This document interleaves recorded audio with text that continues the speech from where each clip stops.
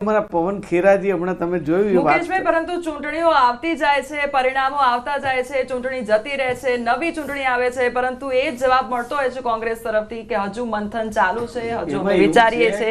એટલે ક્યાં સુધી મંથન કરતું રહેશે કોંગ્રેસ? એટલે એમાં શું છે, આપણા એસજી રોડ ઉપર છે ને અમદાવાદમાં ટ્રાફિક ખૂબ હોય છે, એક્સિડન્ટો ખૂબ થાય છે, તોય ટ્રાફિક ચાલતો જ રહે છે. સરકાર જવાબ આપે છે કે આપણી કાર્યવાહી ચાલુ છે, એટલે તોય એક્સિડન્ટ તો થાય જ છે. એટલે આ બધી પ્રક્રિયા બહુ સમાંતર ચાલ્યા જ કરે છે વર્ષો વર્ષ, પણ એમાંથી બહાર નીકળી અને મહેનત કરવાનો ફૂલ્લી પ્રયાસ થઈ રહ્યો છે, થશે. પણ આ રિઝલ્ટ છે ને એ બહુ સરપ્રાઇઝિંગ છે ને શંકાસ્પદ છે. કઈ રીતે છે હવે એ બધા ત્યાંના જે વધારે શીર્ષ નેતૃત્વ હતું એટલે ત્યાં એ લોકોના જે અનુભવો થયા એના ઉપરથી કંઈ વાત કરશે. પણ હું ચોક્કસ માનું છું કે જે રીતે ગઈકાલે બતાવ્યું હતું કે આપણા દેશના ગૃહમંત્રી એક હોટલની અંદર ચૂંટણી અધિકારીઓને બોલાવી અને અધિકારીઓ સાથે મિટિંગ કરતા હતા અને એના કેમેરા બંધ રાખવામાં આવ્યા હતા.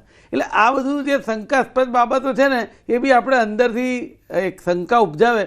પણ એની વે આપણે તો અહીંયા દેશની અંદર એવી પરિસ્થિતિ જો જીતા હો સિકંદર, એટલે જે હવે સરકારની સુખાકારી માટે કામ કરવાના કરે, વિરોધ પક્ષ એની ભૂમિકા ભજવશે.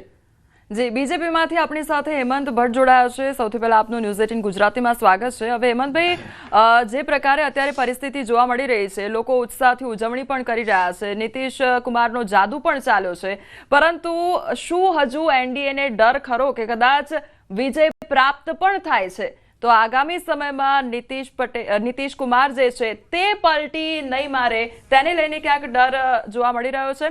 હવે આ તસવીરો જોઈએ, સવાલ પર પછી ચર્ચા કરીશું. અત્યારની જે તસવીર છે, બિહાર કા મતલબ નીતિશ કુમાર, આ તસવીર પરથી જ સ્પષ્ટ જોવા મળી રહ્યું છે કે બિહારના લોકો જે પ્રેમ છે તે વરસાવી રહ્યા છે નીતિશ કુમાર પર, અને તે આંકડાઓમાં પણ જોવા મળી રહ્યું છે.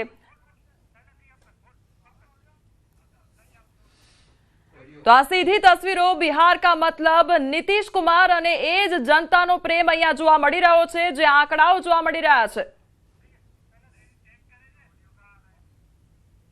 તો ત્યાં અમારા સંવાદદાતા પણ હાજર છે, તેમની સાથે પણ સંપર્ક કરવાનો પ્રયાસ કરી રહ્યા છે. જે આખું પોસ્ટર જોવા મળ્યું અને અત્યારે જે લોકોમાં ઉત્સાહ જોવા મળી રહ્યો છે, એક તરફ ઉજવણી પણ લોકો દ્વારા કરવામાં આવી રહી છે અને નીતિશ કુમારનો જાદુ ખરેખર ચાલ્યો છે અને તે આંકડાઓમાં સ્પષ્ટ જોઈ શકાય છે.